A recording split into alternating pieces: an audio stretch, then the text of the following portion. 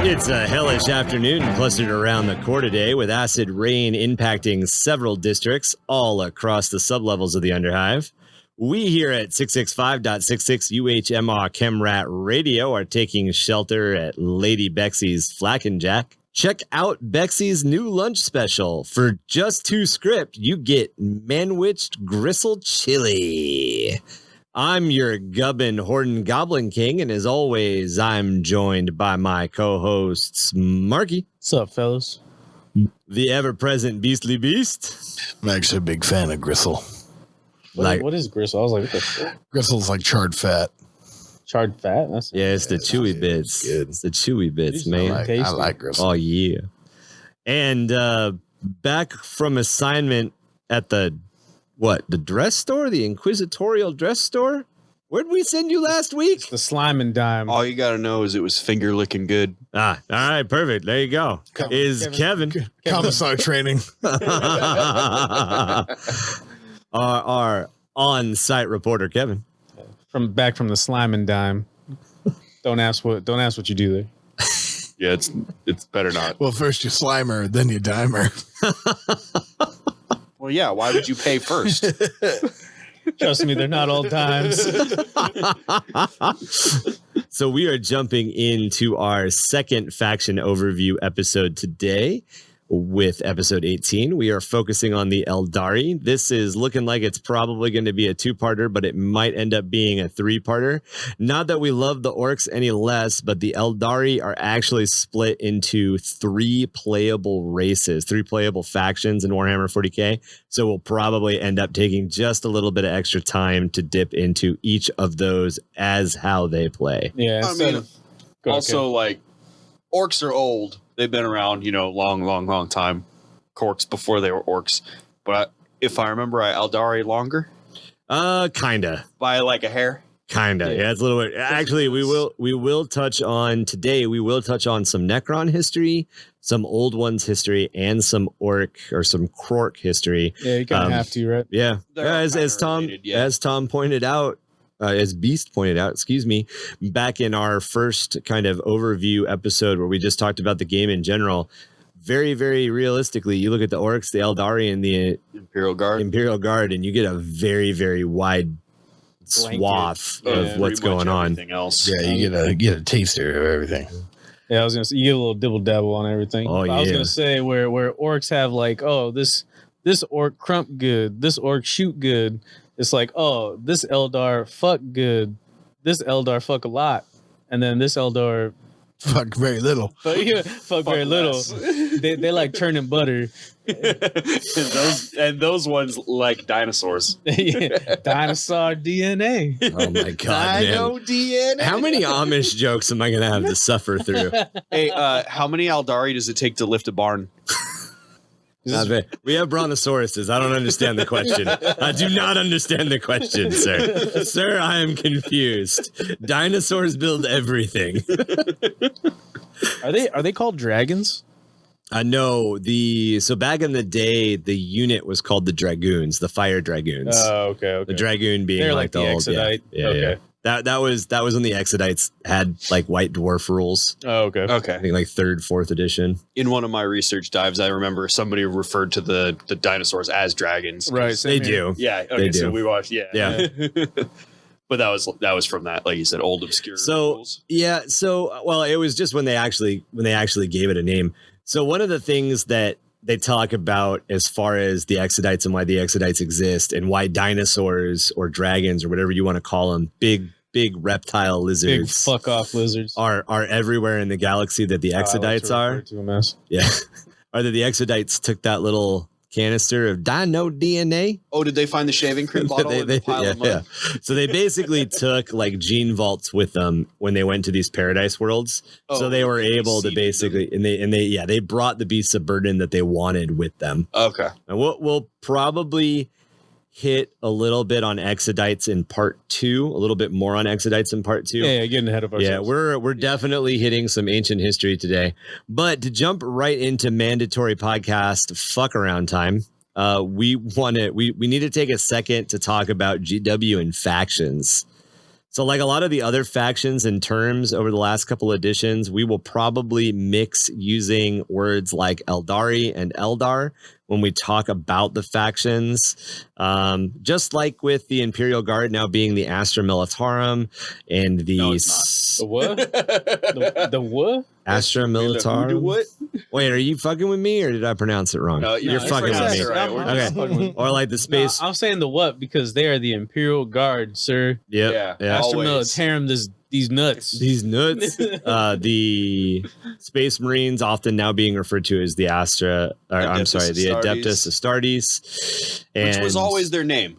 That's the difference. Is Guard were never referred to as anything else. Yeah. Until recently. But there was a lot of name changes that GW's done in the last couple of editions that essentially deal with them moving to protect their IP and to trademark. Namechange.tm. Yeah. The one that I wasn't a fan of was Druhkari. Yeah, Dark Like, Eldar to yeah, I Druhkari. was like, they're The, Dark Eldar. So my only reason that didn't bother me as much as it may other people is as a also follower of some of the fantasy lore, the dwarves, the Dawi in fantasy Mhm. refer to the dark elves as Druki. Like Oh, that is really? that is in dwarven. That is what dark elves are called. Oh, okay. So it's not. Dookie? It wasn't that far to get to. You got them Druhkari Dookie over elves. there. Yeah, you got normal elves and you got Dookie elves. Hey, don't talk to him. He's a Dookie elf. So the reason behind the Aeldari change from Eldar to Aeldari is that Eldar, the singular of which is Elda, is a name given to the elves by Vala Orome when he first found them wandering in the starlight of Cullinan, which is from the Tolkien universe. We're gonna be going through a lot of this, huh? So nope, that's it. Nope, that's it. No, because if I do any more of that, We're gonna fall Stephen asleep. Colbert is going to find our podcast and yell at me about how I fucking mispronounced everything I I'm just like, said. I'm like, are we just gonna be making up words for half? I thought I told you half to this stop podcast? I stopped here making up animals. But yeah, essentially the Stupid word Eldar is in common after a trademark or after a copyright expires, it goes into public domain. So the word Eldar is actually in public domain because Tolkien trademarked it, and obviously that It then trademark expired. that trademark Games Workshop's like, copyright. what? No, that's mine. So lore-wise, Eldar is the low Gothic word for Aeldari. So Eldar is, Oh, yeah, so it's like slang. yeah, essentially. And the Aeldari, although one race, see themselves as different factions. There are the Craftworld Eldar specifically, and they actually made an effort to make sure that all outsiders called them Eldar rather than using their own name of Aeldari. The term Dark Eldar was coined by Vect in M32, but it is almost never used by the Druhkari themselves. What do they refer to themselves as? Gimps? They call themselves the Druhkari. Oh, Or the, yeah. Gimps. come here, slave, sex slave. It's dead, baby. His head's dead. And then to continue going with the lore-wise reasons for why the name change happened, with the emergence of the Yannari, the Aeldari people are starting to see themselves as a singular people again, and they've started to use their ancestral name. So what is the difference between like Yannari and Aeldari? So the Yannari are a sect of the Aeldari people, Right. and the Yannari follow the goddess of death, Yanid. Mm-hmm. And we'll get a little bit more into it in just a couple of minutes, actually. But basically, the Yanid or the Yannari are merging of all the different Aeldari people back into one. Okay. So if you run, yeah, like if where you're from or who you talk to. Right, if because- you run a Yannari army, you Right. can take units from So it's like Imperium, Craftworlds, Corsair, and Dark it's like Eldar. keyword Imperium. Kind of. Kind of, yeah. If you want So to you can- kind of give it more of that board gamey rules kind of logic right. applied to So- it, yeah, it's kind of so- like in a greater Imperium. Right now, there are 4 official ways you can play Aeldari. You can play Craftworld Eldar, you can play Druhkari, you can play Harlequins, or you can play the Yannari. So Craftworld have their own codex. Dark Eldar have their own codex. Harlequin have their own codex. Yannari can pull from all 3 of those codexes. Gotcha. Okay. That's essentially the way it works. Okay. Because Games Workshop is like, you want to get the cool stuff? You got to buy 3 books. Yeah, right. So yeah, to jump onto our main topic, you guys get. I mean, this is the time to make the Eldar jokes. What's the so is the I fear because he was just asking kind of about the Yannari, the triumvirate of Yannid, is Mhm. that like the council that So rules Yannid- over that kind of sect? Yannid is the god, is the Right. goddess that they're praying to. Yeah. So the triumvirate of Yannid is like- her representation. So that's Yvrain, the one other warlock seer guy, and Yeah. then isn't there a third one? There's a third. Which I can't remember his name. Which one's Gilliman sticking it to? The girl, Yvrain. I would hope it's. Well, I mean, I guess I don't. So basically, the way It's that the the way that the Yannari work. So there's a reason that the Eldari people are split into several different factions, and it mostly deals with what happens after they die. Right. In the case of the followers of Yannid and the triumvirate of Yannid, the souls actually swirl around Yannari. Okay. So the dead inhabit her.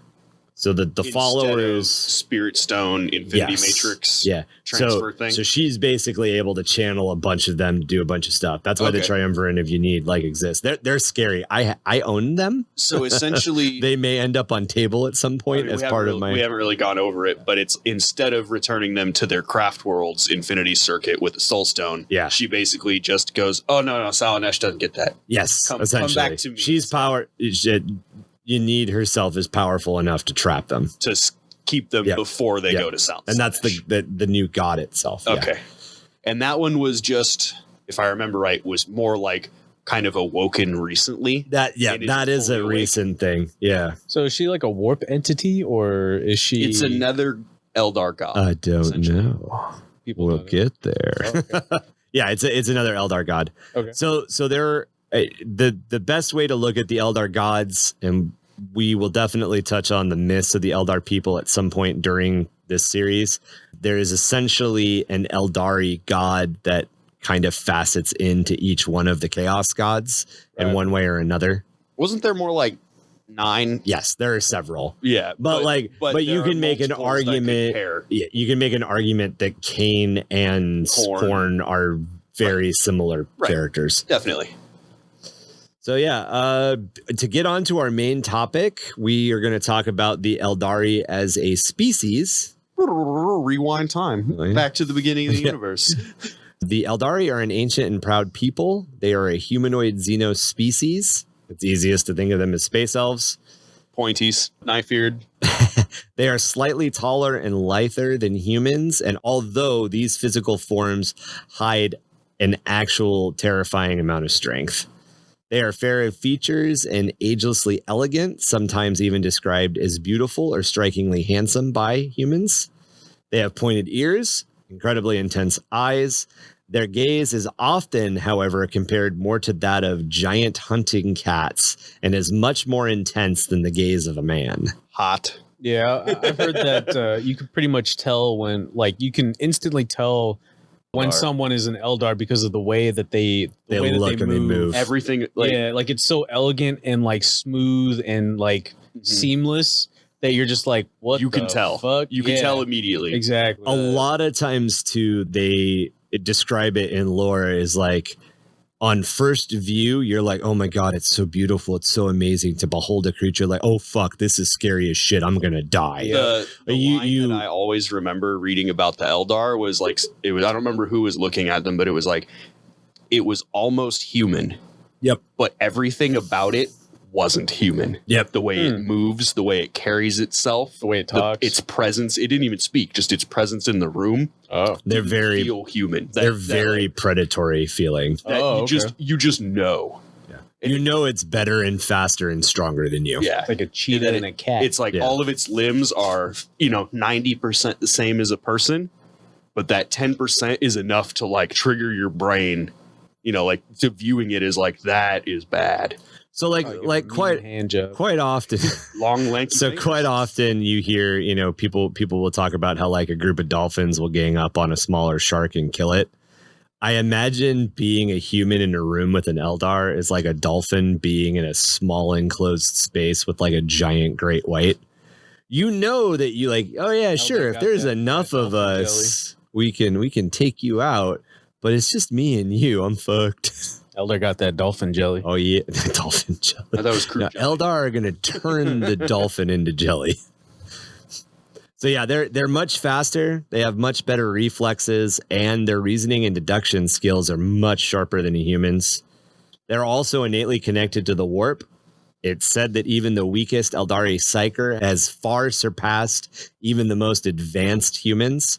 That might be because the Imperium kills humans that are advanced past a certain level, but realistically, we're talking about the Eldari people have had millions of years to hone their psychic potential. Humans have become psychically awakened in the last Now 10,000 years. 30,000 years, roughly. I think it started. Since the Emperor, no? It started before the Emperor. it started Really? before the Emperor. It got wider spread during the Age of Strife, right? yeah. So When all the warp storms. That was kind of like humanity's first like awakening. Yeah. It existed prior to that in a very minor capacity, Gotcha. but because we weren't like fucking with a whole bunch of warp technology, it didn't really like. yeah. They weren't actively like casting spells to invite a demon to possess them, so it didn't really come up. Do you possess this dick, please? So when the Age of Strife happened, then the psychic awakening, and then now we've had the real psychic awakening. Now we've had the second psychic awakening. Yeah. So they're often considered to be long-lived enough that they're functionally immortal. They're usually untouched by the frailty of age or disease. They do age, they do get older, but it's just on a very slow scale. very slow scale. They can live a few thousand Terran years.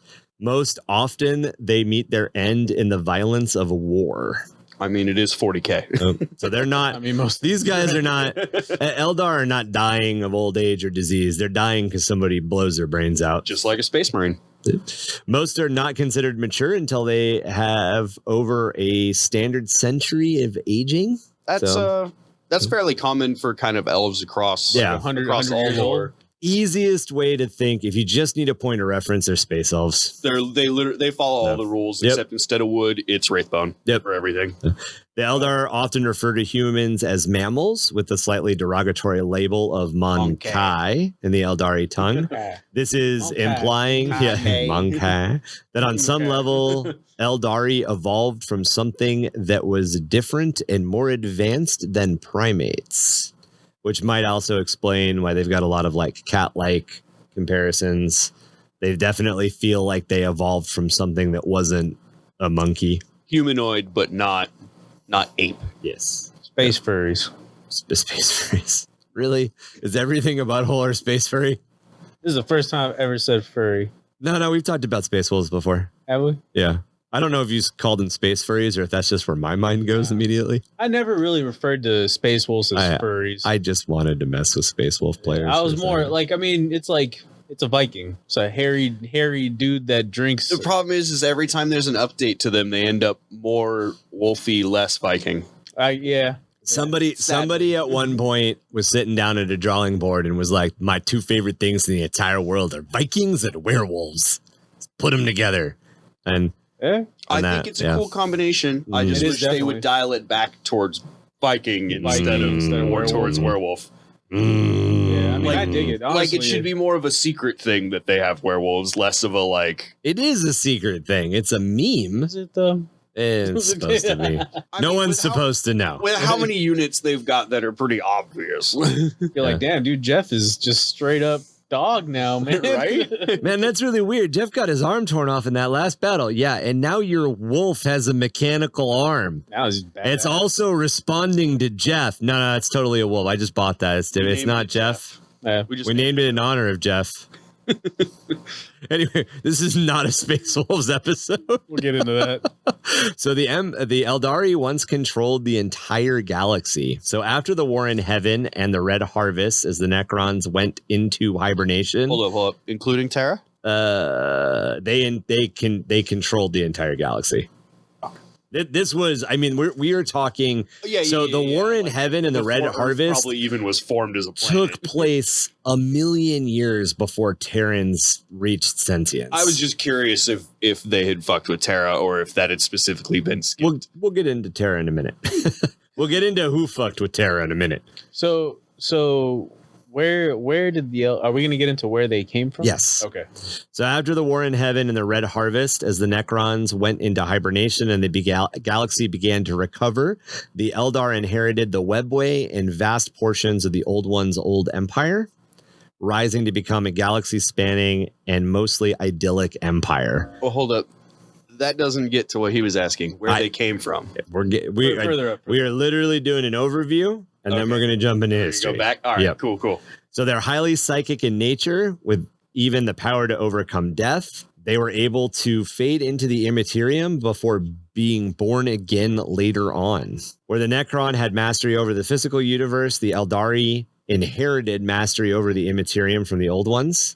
An ancient Eldar might be able to read a man's thoughts at a mere glance, while one trained for war could crush a foe with merely the squint of an eye. Those who mastered the psychic potential of their race, the seers and leaders of the Aeldari, can extend their lifespans to encompass several thousands of years. I got a butt joke. As you have a butt joke? Yeah. Squint of an eye. So wink. So I don't even need the whole joke. I can kill you with the clench of my. I've got you know, this wet. What is the there are some who have powers that are considered unnatural in the Eldari.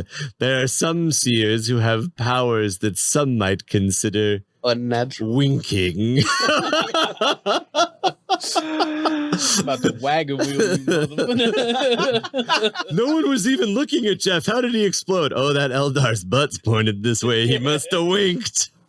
Get shit on. So you mentioned earlier that one of the things that separates space elves from elves is Wraithbone. Right. So their technology is based on a form of psychic engineering called bone singing, and an Aeldari can create weapons and structures or even matter through mental manipulation alone. As a side effect of these extraordinary powers, Eldars are inclined more towards the extremes than a human may be, both mentally and emotionally. They experience life in all its wonders much more intensely, from the exhilaration of battle and the bliss of nirvana to all the sensations and layered pleasures that lay in between. Most Eldari will achieve magnificent accomplishments, far surpassing their earlier achievements over their entire lifetime, but they will also suffer from crushing depths of sorrow and extreme doubt. Their emotional connection to the warp is many times more amplified than a human's. This mental and emotional intensity is bound to a spiritual connection, which affects many aspects of their past and current culture. However, with such psychic powers, long lives, and emotional heights always come at a cost. At Great the height, responsibility. I was about to say, you beat me to it. at the height of their power, sometime between M25 and M30, through their own hubris and hedonism, What does that they mean? birthed hubris And or hedonism. Both. So hubris is I am too cool to fail, Okay. and hedonism is, oh man, sex is great, but what if we had sex Twice. on a space elevator that was crashing also to a having planet? sex. Oh man, having sex on a space elevator that's crashing to the planet was awesome. What if we had sex on a space elevator crashing to the planet while murdering somebody? Like pride. Oh man, that was awesome. What if that elevator landed on other people having sex? Yeah, hedonism is like Excess in all things. essentially. excess in all things. Yeah, but generally speaking, it usually ends up into like weird sex stuff. Okay. I mean, that's really Like, kind of the like end. blood the end and game. blood and sheets and stuff, right? That would be a type of hedonism. Yes. Okay. We'll talk about that in a future episode. No, we already did talk about that. We did. That was the Kind of. vampire. Yeah. Yeah. No, we talked about Vampire the Masquerade. You missed it. Yeah, you missed a good one. We dude. talked Actually, about I played Vampire the that game. Masquerade. Back in Yeah, the it day. was, That was a fun little PC game. so did Tom and I. Yeah. Oh, not the PC game. You guys LARPed it. They Yeah. LARPed it, yeah. Yep. So He's just there to meet women, man. Dude, I met a girl who used to LARP that. Yep. Of course you did. that's I learned a lot. who doesn't? Who I hasn't? learned a lot Anyway. in that episode. Oh, I bet you did. Yeah. I was like, damn, they do what? They suck toes. They What? were all super good at giving blowjobs. That's the best way to get blood out of a victim is you suck on their toes. Well, yeah, gravity. You don't believe me, do you? assisted Yeah, right. See, yeah. training. Yeah. See, You throw a meat hook into Yeah. their shoulder blade. and Kevin suck it into knows. their toes. I'm uncomfortable. It's like, and if you and let's just to put it out there, if you slit their jugular and then suck on their toes, that's like shotgunning a human. yeah, because it's like opening up the flow. Yeah, I like it. Yeah, you just See, guys, it all I comes didn't back need to the sound toes. effect. All right. So to get back to where we were, Nate, do you now understand hedonism and hubris? Yes. All right. At the height of their I power, was doing it for our listeners. Just mind you. Sure. Just for our listeners. at the height of their power, I'm going to get you a pocket map. I knew what that meant. I'm going to get you a pocket world map. So when you're having arguments with people, you can Hey, pull man, it out. People are gonna thank me when they listen to this. They'll be like, you know what? Thanks, Mark. I appreciate you for helping me out. So at the height of their power, sometime between M25 and M30, mostly through their hedonism and hubris, the Eldari people birthed the fourth chaos god Slaanesh. talk about ultimate hangover. Yeah, right. They refer to Slaanesh as she who thirsts. This event tore out the heart of the Eldari civilization, and they have been in decline ever since. So how was she born? Slaanesh He- hungers for Yeah. all souls, but none are more satisfying and more alluring than those of the Eldari people. So essentially, even though this is a very, very, very large generalization, the Eldari hate fucked a god into existence. But that's And there's no kind nice of way to say not it. a really good way to describe it because it kind of brings up this idea that it was just sex that did it. Right, but When it was But it was mostly literally sex. everything taken to excess. Murder cult at the height of the Eldari's dark chapter, which we will get to. yeah. Murder cults were huge. Death cults were huge. Rock and roll, sex, drugs, and rock and roll. You also have to remember that the reason it got to that level of extreme is because they were all essentially immortal. They Yeah. would be rebirthed. They were bored, right? So like if you got nothing better to do, you bang your way to murder, and then you just start over again. Yeah, and you might Just get be reborn. and you might Actually, be churning like, butter gets a little old. and you may be like, hey, the one thing I haven't experienced yet is having my throat slit while I'm fucking somebody. And since I know I'm going to be reborn, let's It's like do there's it. no consequences, Yeah. so like might as well. Yeah. I need this experience. I need to chase this experience. Because I've never that's the only purpose they have in skydived from an Eldari battle cruiser into the fucking atmosphere without a parachute. I want to know what that feels like. I'm going to be reborn anyway. It doesn't matter. Yeah. Like that entire idea of nothing has any Nothing has permanent any consequence, so you might as well try. I'm going to do literally everything. I need every experience. I need every piece of satisfaction. And at what point does pleasure no longer satisfy you and you have to turn to pain? And at what point does pain no longer satisfy you so you have to turn to torturing other I people? mean, it's almost sad, you know? Oh, it is. It's Oh, yeah, supposed it's- to be a tragedy. It's an Yeah. incredibly Because dark story. Before they got to there, they were artists, Right. poets, theater. They did all kinds of everything else, Yep. and then that got boring, and then they moved on. Yep. So as of the 41st millennium, there are 5 major subcultures of the Eldari species. The Pointy ears, knife ears, Knife ears, saw blade tits, pointy heads, waifus, and dirty waifus. That's seedings. Tau. That's Tau. Waifus is Tau. The Asuriani are the Craftworld Eldari. The Druhkari are the Dark Eldar. It's Azurani. Azurani. Azurani. Yes, Your Honor. Azurani. Azurani. God damn it. I mean, whatever. I'm probably wrong, too. Yes, I think it's the Asarani. Yes, it's yes, Your Asarani. Honor. Because it's not a Z, it's an S. Okay. Azurani, the Craftworld Eldari, the Druhkari, the Dark Eldar, the Harlequins, the Exodites, and the Yannari. There are also bands of Eldari that fall outside of these 5 major groups, often as pirates, mercenaries, and warlords. In general, these are all underneath either the Eldari Outcasts and the Eldari Corsairs. Rebooters. Kind of. So Essentially. technically, the Rangers are Eldari Outcasts. Right. They Oh. follow a very specific path, but their path says that they'll work for any Eldari, period. Right. They essentially forsake whatever craft world or whatever that they were when they joined that path. Yep. For coin? They follow Just the path out of the outsider. It's Or kind of just booty. out of loyalty to their race. Yep. kind of thing. Corsairs follow the path of coin. something else. the path of the dollar. coin. I'm pretty sure The path of Skrilla. that the Outcasts and the Corsairs we will cover a little bit later, probably part 2 or part 3. I actually really like the Corsairs are the Corsairs pretty are really fucking cool. And the Corsairs are not to be confused, although the Imperium does this often, with the Druhkari. They are different. Right. Yeah. Because So rather than, I mean, I guess we could just do a little bit about it now. Yeah, go for it. So like you were saying, because the Druhkari are also raiders, but the Corsairs are more like they're piratey, but not here to steal your slaves. They're just here to steal your have shit. a good time, actually. So I remember reading one really cool thing about the Corsairs that I really liked is it's because they don't have an infinity circuit, because they don't really have like a proper craft world to base from. Right.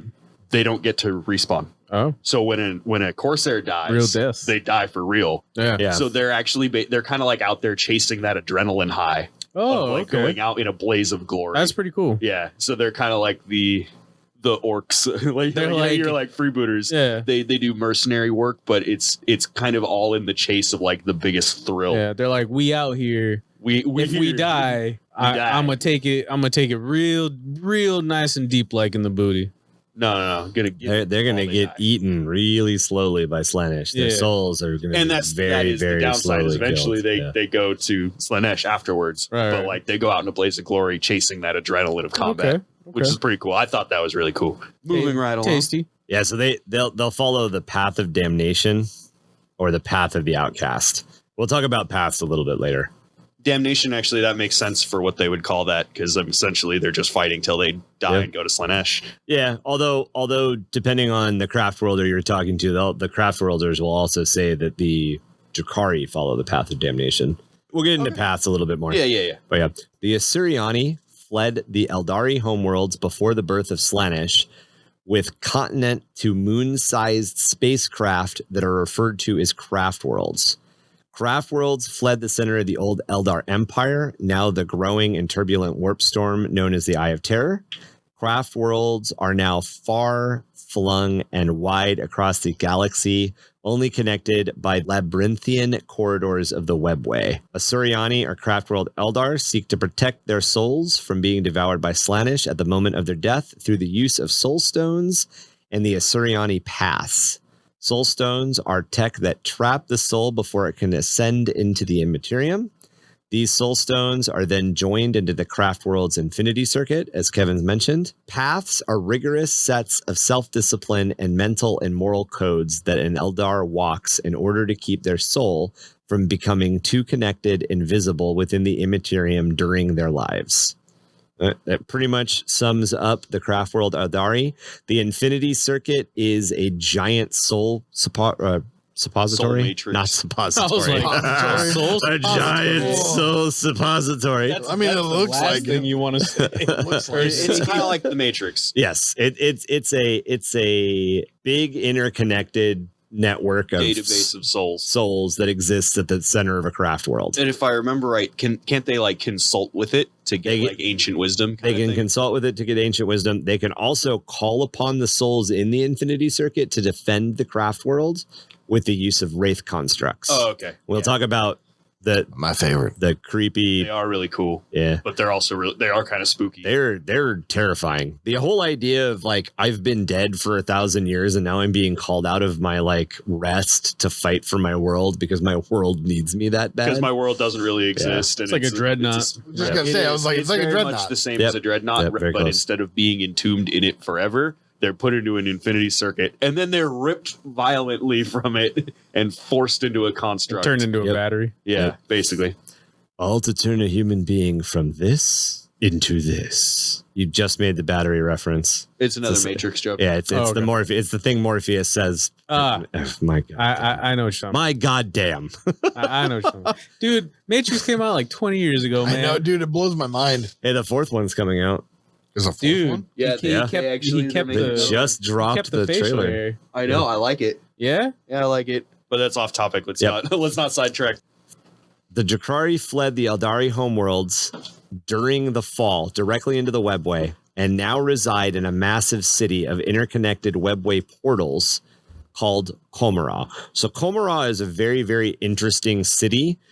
Technically, you could go from like say you're walking down a street, or isn't it kind of like everywhere at once kind of thing? Yes. So you could be on a planet somewhere in the Imperium 1 second and be on the other side of the galaxy in another second, and to you just walk down the street. Yeah. And because Komara is all of these little tiny pieces of all of these different places that exist, it at once is incredibly hard to find, but dumb massive. Yeah. If I remember right, it's like as if you took a bunch of planets and then stacked them together. Yep. In like a weird. Yeah. And the artwork is super cool because the artwork looks so there's cool. such a hard way of understanding what's up and what's down in the city of the Dark Eldar. You remember those, like, I think it was, what is it, Escher? MC Escher? Yeah. Paints like the scenes where it's like a bunch of staircases going in all different ways, and you're like, wait, this is literally impossible? Yeah. Komara's like that. Komara's like that.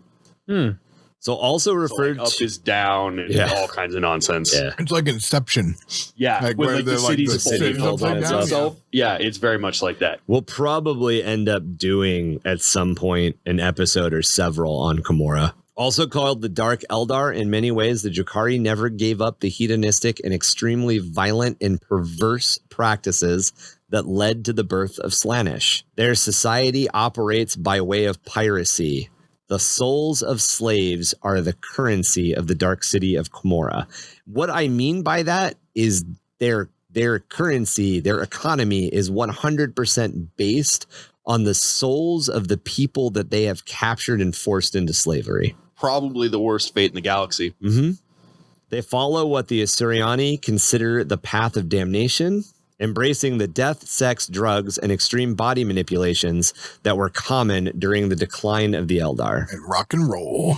Now, so Craftworld Eldar basically left that life, right? When Slaanesh was like devouring everything. No, so before that. So Craftworld Eldar got the idea that it was happening, but they got the idea like a little too late. Just a wee on the edge. Think about like if you want to compare it to something that's relatively prescient in current culture, we have a lot of like disaster movies.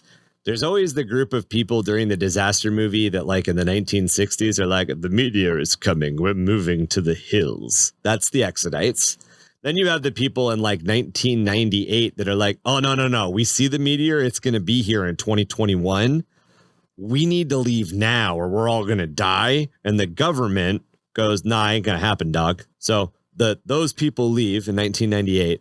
The government is the majority of the Aeldari people who die. And then the Dark Eldar are the ones that are like, meteor, we're joining you.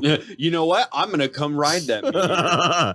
Hey, or you and me, we're lit, fam. Is that a meteor? I'm going to put my dick in it. Or if you want another analogy, there's a party. The people who are like, this party's lame, I'm out. Exodites. No. The people that get the flyer for the party and are like, no, I'm not going, are the Exodites. The people who dip early are the Craftworlders. And then they happen to be dipping like right as the cops show up. Right. You know? And the Dark Eldar are like, where's the after party? The people who get the Dark Eldar are the ones who hid in the basement. The people like, cops are joining this party. The people who get arrested by the cops are the Eldar that died. And then the people that are still fucking at the party, even as the cops are trying to break them up, are the Dark Eldar. Yeah. There we go. That's a good analogy. Where are the Harlequins in this? They're the go-go dancers. We'll get there. Who just disappeared. They're the strippers. As we mentioned with the Asuryani use soul stones in the Infinity Circuit to stave off the advance of Slaanesh. The Dark Eldar stave off the ever-present hunger of Slaanesh by torturing and very slowly feeding off of the souls of others, postponing their own inevitable death. Like they're basically feeding their own soul with like. So they recharge their soul by eating the souls of the people that they've captured for currency, and then they slowly feed and withers. Slaanesh kind of slowly straw sucks it. And then they're like straw sucking a soul out of somebody else at the same time. They're very much vampires in a lot of ways. Okay. Essence-wise vampires. Unshi, the Tau Ethereal, is actually on Kimura. He's in one of the fighting pits. Oh yeah, Oh, that's cool. Yep. Yeah, so the Tau made a deal with the Druhkari to fight against the Tyranids. It did not go well for the Tau. Well, no, that's Didn't not. go That's well not. for anybody. That's not where Unshi ended up. Unshi was actually Capture in a raid or something. no. He was Unshi trying to. was- He was trying to find Farsight, and Unshi went to Arthas Malak, which is where Farsight found the Dawnblade and like fought the demons. Molochs? Arthas Malak. Yeah, Molochs. So he was fighting demons there, and Unshi actually like went there many years after as like an expedition, and he found a webway gate. The webway gate opened, and the fucking Dark Eldar were like, "Sup?" Like they like, like "Howdy." jumped in, and like Unshi's like, "Oh shit!" And then he ends up like getting into a fight with a bunch, and they capture him and a bunch of other Tau. And then he like wakes up and he's in a cage with like other Tau That's crazy. in Kimura, and he's in a fighter pit. They just make him fight constantly. That's cool. There's another ethereal. I can't remember his name, but he was actually. So it's a very long story that we'll probably get into at some point when we cover Tau. But the Tau made a deal with the Dark Eldar. I think we might have talked about this on the podcast. Yeah, we mentioned it before.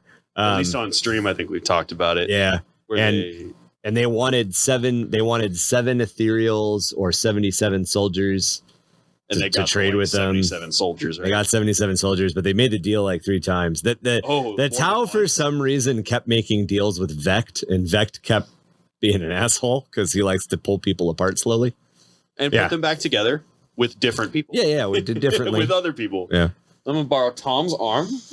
I'm gonna borrow your leg. yeah, it's Let's gonna see be what fun. I can't walk straight. That's funny. Now we're gonna make it fight.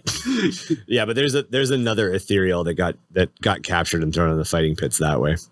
So the Harlequins are servants of the Aeldari laughing god Sekarak, who is the only god of the Eldar people to have escaped the fall of the Eldar. They now reside deep in the webway and are protected from the thirst of Slaanesh by their god's power. They are the keeper of a vast library of chaos knowledge known as the Black Library. If you guys are wondering where the Black Library term comes from, I always thought that was like a secret Inquisition library. Nope. I learned that one a couple of days ago. they are the only Aeldari who move freely among all other factions, and their purpose is to maintain the myths, legends, and oral histories of the Aeldari people and to ensure the continued survival of the entire Aeldari culture. So that would be the Aeldari culture as a total. Oh, so it's pronounced Kegarak. Not Sekarak? Yeah, I've heard Seguro. I've heard Segarak. Okay. It's Kegarak? Kegarak. Kegarak. Okay, cool. I was like, I'm There you gonna go. look this shit up. Kegarak. Kegarak. Well, It doesn't look like I'm Kegarak. sorry that I pronounced it Segarak and you had to prove me wrong. I like Seguro. Segarak. Like I I think like Segarak sounds cooler, Yeah. but Kegarak's all right. Kegarak, I like it. You want to crack open a Kegarak? right. I like Keg. Huh? All right. The Exodites saw Actually, the hold coming. up. Before you get there, I got distracted by what he said. I had a little question. So you said that Kegarak Yeah. is the only god to escape the fall Yes. of the Eldar? Yes. Where does that leave Yannari? Yannari is a new god. Oh, Yannari didn't exist in the beginning. Okay. Oh. That explains that. And then I thought, Yannari may also not be a god. Right. It's just more of an entity. Yannari might be another chaos entity. but also, isn't Cain kind of still around? Well, Cain got like shattered or something. Cain is dead, but pieces of Cain reside in several different places. And if you enter the Shrine of Cain, you can inhabit a shard of Cain and become an avatar of Cain. Okay, but Yeah. Cain as a whole doesn't really exist. Yeah, It's more like a Catan shard. Technically, Aisha is still alive as well. Isn't But she prison? She is Nurgle? imprisoned in Nurgle's garden, and Nurgle uses her to experiment with. Right. Yeah. She basically can't die. He tests uses all her of as a his patient zero. Yeah, he tests all of his Every new time plagues he on her. wants Is she like the They could do- Nurgle equivalent of No, she's For the Eldar? opposite. Kind of. She was like, Like a the yes and a goddess. no. She was like the goddess of life and Right. stuff. And in a lot of ways, you can make the very good argument that Nurgle is the god of life and stuff. Yeah. I mean, in a way, yes. Yes. the cycle of life. It's just the gross parts. Right. But it is life nonetheless. He is a gardener. He is a gardener. He does have a very beautiful garden, they say. It's an Very incredibly I was poisonous garden. about to say, I think but it's more of a vast garden. I've heard it described as beautiful. I mean, if you like trees made out of people, I guess, beauty is in the eye. Is that what he's working with? When we cover the Chaos Gods, We'll I think get we'll there. probably talk Oh about my all their God. different realms. The worst one, You're like, I the don't know, worst I like one that. is I don't like is the that. realm of not Zinch, of Slaanesh.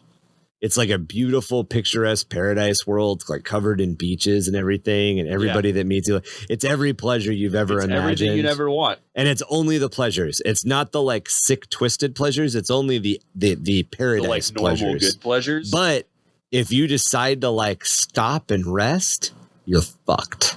Traveling through the plains of the Chaos Gods is interesting. yeah, each plane of chaos existence is crazy. Yeah. Rest is in like I can't fuck anymore. No. You're like It's like the you plane showed up of to a Slaanesh. buffet, and Yeah. the point where you stop eating is the point where your soul expires. Yeah. Oh, So you just keep eating and eating and eating and eating. As long as you keep eating, you won't feel full and you'll enjoy the experience. But as soon as you Stop. Yeah. The regret sets Oh. in, and then you explode. damn, that's you fucked. become and then you see what's really going on. And then essentially you become part of the buffet. Oh. Yep. Because I don't remember what I was reading, but it was something along the lines of like the people would eat Yeah, and they yeah. would just die on the table, and the other people would walk up Start and just start eating eating them. them. Oh fuck, Yeah, the realm of Slaanesh is interesting. And it's not not the word I would use. and but it's yes. not like the way that it's described is it's not like hardcore deep fucking that you experience. It's like It's like pleasant. the exquisite height best of taste. romantic lovemaking Yeah. until you realize that Until you realize you're that's being corpse. and you're being And so are you. screwed by crabs or something. Yeah. Oh, Basted like a turkey. Based by crabs. And by crabs I mean like giant crustaceans. Yep. Also known as tyranids. So the Exodites saw the coming consequences of the hedonism of the Aeldari people well before it actually descended into what it became. And So they're these like, are people "Where who do we go?" saw the writing on the wall like 1,000 years before it got to a point where there were death cults and stuff. They migrated as far from the center of the empire as they could, much, much earlier than the Asuryani, settling on untamed and verdant paradise worlds called maiden worlds. Exodites maintain a system close to the paths of the Asuryani by living simple and sustainable lives, focusing on hard work and only enjoying small and simple pleasures. As an example, they hunt for food or practice in manual agrarian activities. They hand make goods and furniture rather than relying on mass production. They specifically go out and tame wild animals for use as pack animals. Much like the Asuryani, Exodites are protected from the soul thirst of Slaanesh by unifying their souls upon death with the world spirit of their home's planets. Exodites, however, do maintain a very high level of military and weapon grade technology. The world spirit or the world spirits are a lot like the Infinity Circuit. They're just on Exodite homeworlds. Most Exodites do not have Wraith constructs. It's a kind of against their belief system. I don't feel that lore is written very well, which is why I run my Exodites with Wraith constructs. I don't see why they wouldn't. Because use them necromancy is to- bad juju. It's not, that's not the way it's explained. It's explained that the world spirit can't retransfer into something, which doesn't make any sense. Essentially, the Yeah. world tree can't regurgitate the spirits. Right. So the way that What's I the point of it, basically, then? and when we cover They become one with their ancestors, like the blue people in Avatar. yeah, and Essentially. Slaanesh can't get way to it. before the blue people of Avatar were written. The But essentially Exodites, They yeah. copied that. The Exodites are very Native American analogous. Analogous. Yeah, One of those words. analogous. Analogous. I don't know what the fuck that means. The Native Americans are to the Exodites as knights in armor are to the Space Marines. Okay, Yeah. there's a word for that. It's an analogy, a metaphor. Analogy. Okay. Right. Analogous. Analogous analog is the act of having an anal log this. I'll remember that I word. just turned, I just turned into Mark for like a second there. So it's analogy, but a different way of saying yeah, it. Rather than saying its analogy is this, you say this is an analogous of this. Gotcha. It's like the condensed version of the whole sentence. That's the first time I ever heard that. It's not very often used. It's I don't fault you for that. I do. Everyone does. Everyone does. The Yannari, also called the Reborn, are a religious sect of Aeldari drawn from all over the other factions. They serve the partially awakened Aeldari god of the dead, Yanid. Currently, they are led by Yanid's high priestess and prophet, Yvraine, the daughter of Shades. They are the newest subculture, having come to prominence just before the coming of the Great Rift and the Indominus era. The Reborn seek the full awakening of Yanid, who will then do battle with Slaanesh, destroying the Chaos God and restoring the Aeldari people to their lost greatness. Yannari no longer fear Slaanesh's thirst, for upon death they become one with Yanid. So that's when you're saying that like Yanid kind of just takes their soul, protects them from Slaanesh. Yvraine, as the daughter of Shades, is able to essentially channel the souls of the dead warriors that used to fight. So essentially any time an Aeldari in the Yannari faction dies, their power, their knowledge, and their experience is captured and travels to Yvraine. So Yvraine is just getting more and more and more powerful. Wait, so who's Yvraine? She actually draws from that? Okay. Who's Yvraine? Who's Yanid? I've seen the model. Yanid's the god. Okay. Yanid is the god. Yvraine. Okay. Yvraine is the with the big head. Yeah. The one getting stuck by oh, you mean out of the three models? What is what? There's a third one. There are three models that come in. The Druhkari guy. The triumvirate. The seer guy, the warlock farseer dude. Okay. I can't remember his name. There's Yvraine, hair girl, banging Bobby G. Right. And then there's a third one. Which is the one that's like got the crazy like water shit shifting out her ass all flying around. Hold on. Oh, you guys I know which model you guys are totally fucking this up. Hold on a second. You're all wrong. Hold on. But while you look that up, I was thinking I found another analogy here. This whole Yanid stealing their soul for the big battle with Slaanesh at the end of time. Doesn't that kind of sound like the Emperor recruiting worthy Space Marine souls to fight in the final battle? What? None of you guys heard that? That sounds like fucking heresy to me. Fuck you talking? What are you talking about? Yeah. There's a huge thing. I know what he's talking about. I'm just pretending. I was like, all right, I can't be the only one who's read this. No. What? So it said that Space Marines who die in a worthy fight, like instead of going to Valhalla like a Viking would, your soul goes to join the Emperor at his side in the final battle. So Legion of the Damned? They never really explain what it is. Maybe it's the Legion of the Damned. Maybe it's a battle going on in the webway. Maybe it's something else. It's like it's never really explained deeply. That's pretty cool. It's the concept that if you die gloriously as a Space Marine, that's not the end. That there could be more shit that they do with you later. Maybe it's Legion of Damned. Maybe it's Grey Knights. Maybe it's fuck you. Who knows? Maybe it's fuck you. I don't know, man. So the triumvirate of Yanid is Ukraine, the avatar of Yanid, wreathed in roaring psychic hurricane, invigorating the spirits of the Aeldari around them. The Ukraine comes armed with a sword of souls, which takes many forms. That's Yanid. That is Ukraine, Avatar the Ukraine, who is the avatar of Yanid. Yvraine, the emissary of Yanid, is clad in the style of the ancient Aeldari and accompanied by a psychic familiar known as a Grinx. I was going to say it's the kitty cat, right? Yep. She carries the crone's sword, Kavur, the sword of sorrows. She, Yvraine, is the one who helped resurrect Guilliman. Gotcha. So Yanid is a Yanid is a god. Yanid is a god. Right. The Ukraine, that it's YN Carne. Ye Carne. The Ecarne. The Ecarne. God Ecarne. Got it. Yeah. The Ecarne is the avatar of the god. So it's like the avatar of Cain, but this is right. The avatar of Yanid. Yeah, the avatar of Yanid. And then the Vizikar, the sword of Yanid, is Yvraine's chosen champion, clad in Baroque armor of the ancient. That's the third one. Belishan style. He channels the lost souls he has accumulated to become an ever more lethal opponent. Guy, right? With the red armor. Yes. Yeah. Oh, I guess he is kind of He's- dark He, Eldar. he Yeah. looks like a He's what's fucking a cool. Cabalite. They all look fucking cool They as all shit. look really Yeah, cool, yeah. It is a very, very cool set. I am super looking forward to putting it together and painting it. And now that you said it, it was something I remember from my research is, so she's got one of the crone swords, you said. Yep.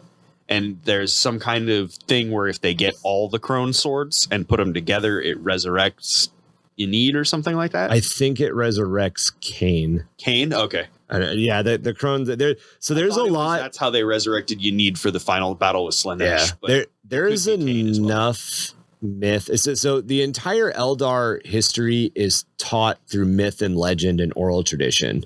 right.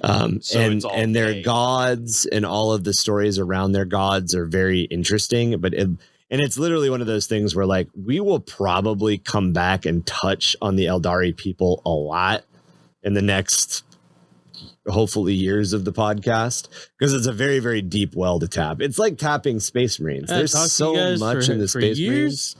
Marines. We're almost at the 6 month mark, brother. That's it. It's April, May, June, July, August. Oh yeah, we are at the 6 I'm month mark. tired of y'all. Tired of y'all. Marky's like, I'm done. Tired of these disrespectful Yeah, man. All right. So we're going to touch on the history. We're going to start touching on the history. We're going to get through just a couple of different things, and then we're going to break and pick it up in part 2. But let's get started here with the last couple of minutes, the last like 15, 20 minutes of the podcast. So we're going to talk about the creation of the Aeldari people. I was wondering when we would get to this part. So, a long time ago, there was a thing called the War in Heaven. The first sentient beings to advance enough to become a galaxy-spanning civilization were a reptilian race known by the Aeldari as the Old Ones. The Old Ones' technology, reasoning, and understanding were at such an advanced level as to be indistinguishable to humanity, even at its height of power, from magic. Which is pretty crazy considering that the humans possessed ridiculous technology At one point. that would be considered magic, even basically to them. Oh yeah, and then the Necron and their crazy ass technology. So when a mommy old one and a daddy old one like each other very much. They seed an entire planet and a new species is born. Yes. Pretty much. Is that what you were getting at? Yes. So this mastery allowed the Old Ones to manipulate alternate dimensions of real space, as well as undertake great projects of psychic engineering in the Immaterium. The Old Ones spread across the entire galaxy, not only spawning their own descendant races, but as they saw all intelligent life as sacred, they seeded and modeled planets that they came across to meet their criteria for the advancement of life. It is believed by some of the Mechanicus that even Terra and humanity felt the effects of the gene engineering and tailoring of planets made by the Old Ones. I thought the Old Ones were confirmed as having made all the races in the galaxy except for the Necrontyrs. It is believed by some of the Mechanicus that even Terra and humanity. Mechanicus don't know shit. It's basically, there's basically certain, so we're having the discussion of what has been confirmed as meta knowledge versus what's lore. Okay. So lore wise, it is theorized that they seeded everything. Right. It's pretty much been confirmed meta wise that they did. Yeah, meta-wise is what I'm saying, is that meta-wise they're I responsible was saying, for all the Mechanicus races, as burn far as I know. incense and pray to a god that doesn't exist. They have died. No, the god exists. The dragon is definitely imprisoned on Mars. And it is also probably most definitely a Satan. But we're talking about that later. But it does exist. The Messiah, the Omnicide. No, Omnicide? the void dragon. The Omnicide. So So there's- there's a void dragon. Yes. Wait, the Mechanicus, Yes. the Mechanicus Long will story get their short, own yes. episode. That is not this episode. He just dropped his bomb at me like two. You've never heard of Never heard the Void No. Dragon? Oh my god, dude! I've heard of the Void Dragon. I've never heard of. I was about to say, that being you know what? the I will Omnissiah. give you the book that has that in. I ain't Well, gonna the read it. Void Dragon. Tom, You weren't dude, gonna read it. the Void- Tom gave me the Void 15 Dragon- minutes like 2 years ago. It's 15 still hours. 15 hours. It's still sitting on my desk. The Void Dragon. Literally 15 hours long. The Void. Probably How not much even. shit can happen in 15 hours? The Void man? Dragon. The Void. I gave up. The Void dragon. So the void dragon is probably easier compared to like a holy ghost than the Omnissiah would be God, the Emperor would be Jesus, and the void dragon would be the Holy Ghost. Is a more apt comparison, and that's not really a good comparison. I was going to say that. I mean, that's all right of a comparison. But he understands Catholicism, Right. and he understands that there is a what do they call the Holy Trinity? Trinity. Yeah, the Holy Trinity. And he understands that even though the Holy Trinity is all one entity, it is very kind of distinctly three not one whole entities. Yeah. All right. So, Took me a long time to realize that Jesus wasn't God, but he is. but he is. But he isn't. But he isn't. But he is. But he is. Dear, All right, none of this helps. baby Jesus. I like to pray to the baby Jesus. Baby Jesus. In his little manger. Listen, you pray to whatever Jesus you want to. I pray to my baby Jesus. God damn it, Grip. I've had so much Mountain Dew, I might jump over this table and slap the old out of you, old man. Oh my Let's God. shake and bake back on topic. All right. So good. So the old ones spread across the entire galaxy, not only spawning their own descendant races, but seeding many. Again, there's a Mechanicus theory that even Terra and humanity were gene tailored and manipulated by the old ones.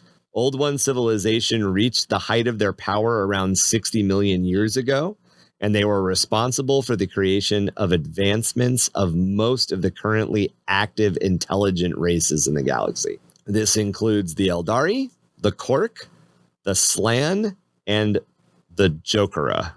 Jakaro. Yeah. Which are those are the orangutan dudes, right? Yep. That are like really good at Jakaro microdosing. weaponsmiths. I think Dude, is they're what really called. cool. They are Those really things are really cool. Yeah, you take them with like inquisitors and stuff like Yeah, that. because they can make like crazy tech. Yeah. But they really don't give a shit about anything. They Yeah. literally just build stuff and then go fuck off. Yep. As potent psychics who use the power of the warp for faster than light travel and many, many other projects, they also constructed the instantaneous FTL system of portals and paths that later led to the creation of the webway. We've mentioned the webway a couple of times so far. The webway is basically like a giant Super instant subway system inside the warp. Yeah, the highway. Super highway. Yeah. The Necron tier, who would later become the Necron, advanced into a star-spanning civilization around the Halo stars sometime during the Old One's rise. Constantly beset by ionizing solar winds and radiation storms, the Necron tier lived incredibly short and brutal lives. Because of this, their culture centered around death and the ideas of what came in the afterlife. The Necron tier are probably most easily compared to like ancient Egypt. Space Egyptians. Yeah. Egyptians. Egyptians. Eventually, they moved off their homeworld and into the stars, seeking a respite from these awful conditions. They mastered stasis and antimatter to spread. The Necron tier dynasties spread and started to claim large chunks of the galaxy, albeit incredibly slowly. Their antimatter ships were really, really powerful, but really, really slow. Because they didn't warp travel. They essentially just slow boated it the whole way there. They eventually encountered the Old Ones, who had mastered the psychic realms at this point and achieved actual near immortality. Old Ones pretty much only died in violence. Yeah. And So it's kinda like Eldar. incredibly uncommon for an Eldar to die of something other than war and violence, but Eldar do technically die at a certain point. So what were the old ones? People, I know people have said like little things like, oh, they're like the Sylvaneth or some shit. Like they're not Sylvaneth. The Slan. The Slan. Lizard men. Yeah, right. So that's what that is they're drawing the parallels back to fantasy. Right. So Fantasy, you have the lizard men, which are Right. kind of like the descendant off-breed weird cousins of the old ones in that universe. Right. And they were kind of left behind to like be the guardians of all the old Slan stuff. Mm-hmm. So at But in one 40K, point, the Slan are a completely different race. the Warhammer Fantasy world existed in the Warhammer 40k Right. world. And at that I actually point, really like that. the old I like ones that and the too. Slan were a lot bigger, and that's why they changed. The old ones are just a forerunner race. They think just they existed a long time ago. The Slan are still reptilian frog people in 40k, and the old ones are essentially still just slightly more advanced reptilian frog people. But essentially in 40k they use the old ones as kind of the forerunners, the plot device that started everything. Yeah, and then they kind of used it to tailor the initial story, and then basically from there, then they jumped off into the 40k. Gotcha. So eventually the Necron tier encountered the old ones who had mastered the psychic realms and achieved this near immortality, essentially perfect immortality. Still suffering the genetic curse of the Halo stars, the then Necron tier asked the old ones for relief and were denied. They basically said, like, hey guys, negative Ghost Rider, we're literally fucking dying of radiation poisoning. Like, even we left our own planet to get away from this, but just fucking generations and generations of this, we just die. We die really fast. Like, we die of like horrible cancers. Please help. And the Slan were like, nah, dog. I'm sorry, not the Slan. The old ones were like, nah, dog. Like, nah. Like, yeah, sucks to suck. Negative Ghost Rider. So this actually planted the seeds that turned into a long and incredibly bitter war. This war is called the War in Heaven in Aeldari myth. The War in Heaven ground into a bitter and endless stalemate, with the Necron tier the masters of material realm and material sciences, and the old ones the masters of the webway and the immaterium. As they kind of progressed, the Necron tier started to get a lot of this knowledge on how to use interdimensional space. Interdimensional space and warp space are not the same thing. We'll probably get into that a lot deeper when we talk about Necron in full. If I remember right from my dibble dabbles into all the collective kind of lore, didn't the old ones create more of the races during the War in Heaven? Yes. Assist them? Yeah. Because it started with the Aeldari. Yeah. The Necron tier eventually found the Satan, beings that were older than the old ones themselves.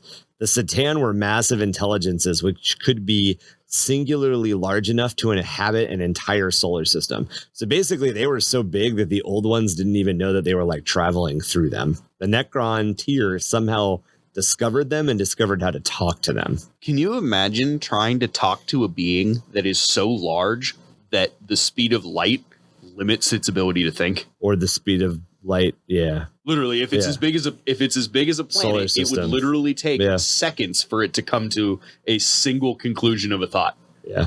Basically, when the Necron tier found the Satan, that the idea that the Necron tier not only found the Satan but figured out how to talk to them is just like mind blowing. Yeah, I was watching a science channel that was points speed of light in your brain. Yeah, this distance, speed of light doesn't matter. Make it the size of a solar system. All of a sudden it does matter. Yeah. Right. When your brain spans the distance between the fucking sun and Pluto. But that's like it takes minutes for something that's to get like from one side of the brain to the that's other. like a biological, like an actual like physical thing. Right. And that is literally a limit of there's a reason that our brain can only get so right, big. but the Satan weren't like a physical form of a thing. They were like an entity that had thought, right? Right. So, but they still have, I mean, essentially it would take, for something that large, time is perceived differently as well. Yeah. Yeah. The Satan don't deal with time the way we do. Don't they kind of exist at all times at once? Yeah. The Satan are fucking wild. Yeah. So the Satan originally fed on stars, but later on life itself. They basically learned that the like torturing of people or the torturing of souls and sucking them as they died was a lot sweeter than the taste of a star. Which earned them regrow, stars don't. Yeah, which earned them the nickname Star Vampires by the Aeldari. The Satan shared and unlocked even more of the material universe for the Necron tier and eventually discovered their hunger for the energy of life force when the Satan led the Necron tier in the biotransference, which is how the Necron tier became the Necron. This turned the tide of the War in Heaven, leading to the rumored creation of the Cork and the Aeldari as living weapons to face the Necron and the Satan. The Cork are physically brutal in war, and the Aeldari are psychic masters of war. Right. Kind of you basically got sides of the coin. They're like masters of like attrition or some shit like that, right? Who? The Cork. The Cork, yeah. The Cork was just like the ultimate physical violence. Yeah. Whereas the Eldar were like, Well, they're and it wasn't, and we are very much broad stroking the war of heaven. Right. absolutely. Essentially, the old ones created the Quark because they're like, oh, we've got the answer. This is how we're going to fight the Necron. And they unleashed them on the Necron, and the Necron were just like, oh, brutality? Yeah, we can meet brutality. Right. And they just, and it was just like it continued to be a brutal stalemate. Right. But it wasn't just brutality. It was the fact that they could win the war of attrition. Yeah. because I mean, they're the self-sustained. Quark was the Quark designed are for smarter. winning the long fight. Right. Quark are smarter than orcs. Right. The orcs Much currently smarter. are a de-evolution of Right. Quark. But They at the end essentially of the had day, technology that was like far superior than like Space Marines. but at the end They of the had day, power armor. right. But at the end of the day, they were designed specifically for physical brutality. Gotcha. When that didn't work, the old ones created or manipulated or finished creating the Whatever they Eldari did and Eldar. imparted them all of their Eldari psychic came mastery. Yes. After Quark? Yeah. Oh. Well, I mean, we're It's also, kind of debatable because they might have started the Eldari as like a or they hobby may have project, done them right. both at the or same they could have done it both at time. the same time as But it was all as kind in of a- intermixed around the same Or they time. may have made the Eldari first, and it took the Eldari longer to reach their potential, as where the Quark were just ready to go. Gotcha. Yeah. Okay. But 'Cause it's never essentially, really nailed down what year each kind of thing happens. Right. It's just discussed that the old ones made both of them because of the war in heaven. but essentially, the short form is the Quark weren't doing it, so the Eldari had to get to their psychic level to actually start pushing the Crank Necron this up back. to Gotcha. 11. And then essentially, the Quark and the Eldari beat the Necron or started pushing the Necron back. Eventually, during all of this, the Satan actually turned on each other, and the Necron started to fight amongst their own dynasties again. So the Necron tier fought amongst themselves in their own dynasties. And then the Satan started doing it with the Necron. Eldari myth suggests that Kegarak, the laughing god, is actually who tricked the Satan down this path of infighting once again. As the closing years of the War of Heaven waned on, they become increasingly more brutal and unleashed forces that twisted the ancient entities that had resided within the warp into terrifying psychic predators. The webway was breached eventually by the enslaver plague, and the old ones started to lose their grip on the galaxy. Enslaver plague is a So enslavers are a specific type of warp it's entity. the big jellyfish monster tentacle face. Yep. Yeah. You fight them in, I think, the Gladius game. Yep. Yeah, they take your units. Dude, And you're it's like, you bullshit. motherfuckers. It's They enslave you. They Yeah. stole my shit a bunch of times. Yep, same here. And I'm Then just they like, send this it is the back most at you. annoying fucking like enemy And not only that, but the AI will always pick your unit over the over anything AI. else on the Yep. battlefield. Well, there's other AI here? No, I'm going after yours. Oh yeah. Once the old ones were defeated, the Silent King, leader of the Necron, turned his attention on the Satan. Eventually, the Satan were bound into shards, and they were dropped into the multidimensional space known as the Tesseract Labyrinth. Even in victory, however, the Silent King saw that the Necron's time as rulers of the galaxy was coming to a close, at least currently, and put a plan in place to sleep out the enslaver plague, which they believed would completely destroy the entire galaxy and leave it as a wasteland. So Then the Necron, would continue to sleep through this as the galaxy was reseeded and replaced with new life. What were you going to ask? so the Krork and Eldar essentially failed, right? What do you mean? No, they won. Well, because the Necron, No. The Silent King basically saw a couple of things happening at once, but believed that the way to outlast all of this was to let the enslavers wipe the galaxy clean. Right. But they killed the old ones, which is what they were trying to do. Right, but by they this killed time, the old ones. They shattered the Satan or Catan or however you want to call them. Yeah. And then the Eldar and the Kork were beating on them pretty good. The Right. enslavers showed up, and he was like, if we just take a fat nap, Yeah. they'll all be done and Well, gone that's when why- we wake up. that's what I'm saying. But what Marky is saying is the Eldari and the Kork technically failed in their task. And here's the answer. I mean, yes, because they didn't save the old ones. But here's the real answer. Probably between like the age of like being born and 15 to maybe 20. In general, kids' goals align with their parents. But like in your late 20s and 30s, your goal starts to divert from the goal of your parents. So think of it more like that. The Kork and the Aeldari at this point had been fighting for and fighting with the Necron and the Old Ones for so long that their civilization had like gone through a couple of thousands of years of development. So at a certain point, the Aeldari people and the Kork probably didn't give a shit about the Old Ones anymore. The Old Ones all died. Their tasks, their goals were aligned, but they weren't like, we're trying to defend you. They were just like, oh, you're allies.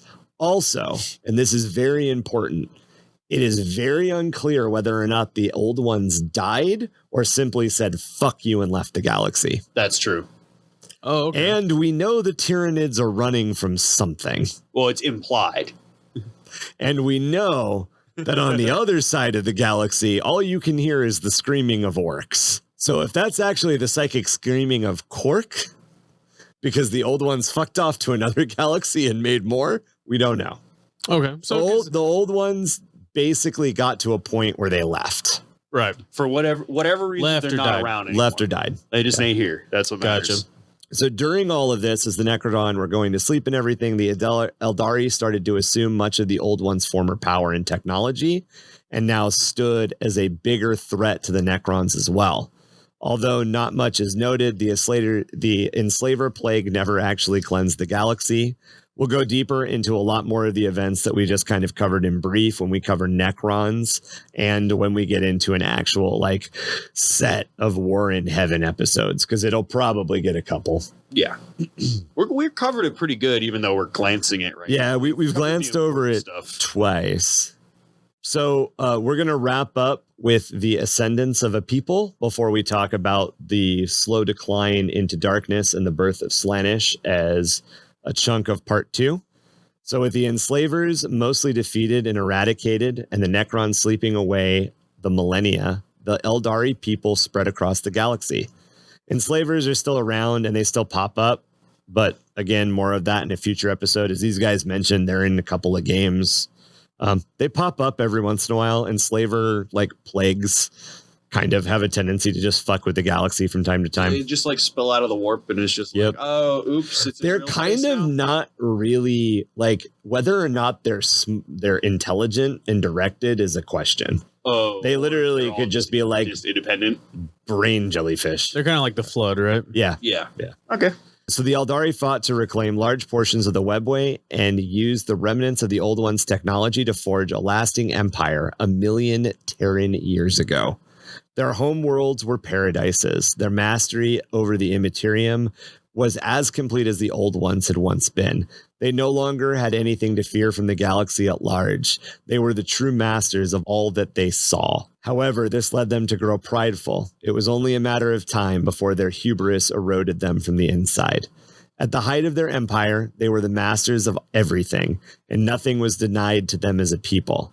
Across 100 perfect worlds, the Aeldari began to indulge in every inclination and curiosity. They came to master the webway. They discovered more about the universe before their fall than all of the races collectively currently know in M42, including the Aeldari. The Aeldari have forgotten more than they ever knew. Oh, yeah. Even when they eventually died, their mastery of the Immaterium simply meant that they could be reborn again, as the warp held no danger for them. There were still many wars as this empire grew. The Necron at the beginning, but later younger upstart races. But these were very short-lived, and even their mythic histories and tales of the war in heaven did nothing to humble the Aeldari people. That's where we'll leave you guys for today.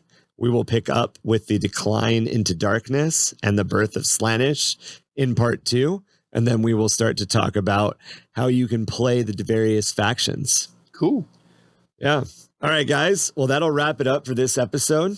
Thank you for listening to part 1 of the Aeldari. As always, if there's something we left out, there's some question that you have about the Aeldari people, or even if you have some lore you want to share with us about the Aeldari people, maybe your faction or the way that you run your army, you can email us at grimdarkgaming@gmail.com or underthehiveofmadness@gmail.com.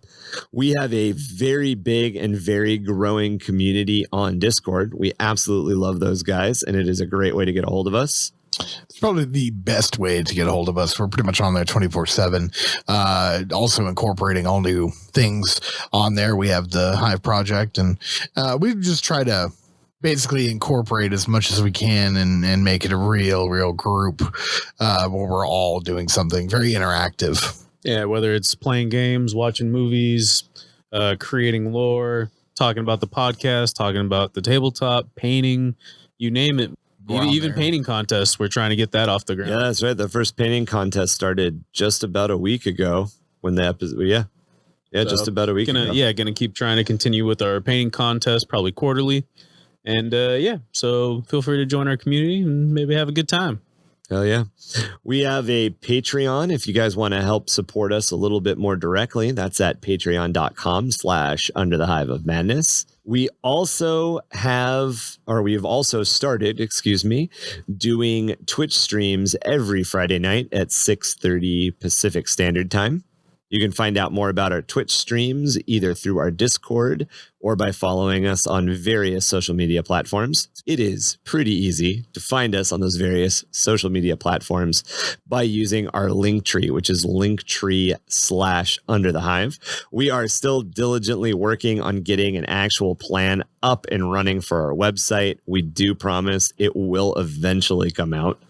We're just trying to figure out how we want to make it look and function. I'm just a man. I'm just a man. I'm just a boy. We do try to bring you guys some new cool stuff every week. We're trying to up our production value on our Twitch stuff, trying to up our production value and our rewards for our patrons, trying to up the events that we do via Discord. Selling our bodies constantly. That's right. On stream. As always, guys, all of the spellings for everything we have gone ahead and dropped in the show notes to make it as easy as possible. Well, that'll wrap it up this afternoon. Looks like these acid rainstorms are not letting up, but we did just acquire some titanium umbrellas. Maybe it's unobtainium umbrellas. I'm not sure. All I know is they're heavy. They are heavy. So all of us... So all of us here at 665.66 UHMR Chemrat Radio are going to venture out into the rain slurry to see whether or not we can't catch ourselves a couple of croutons to add to this gristle chili.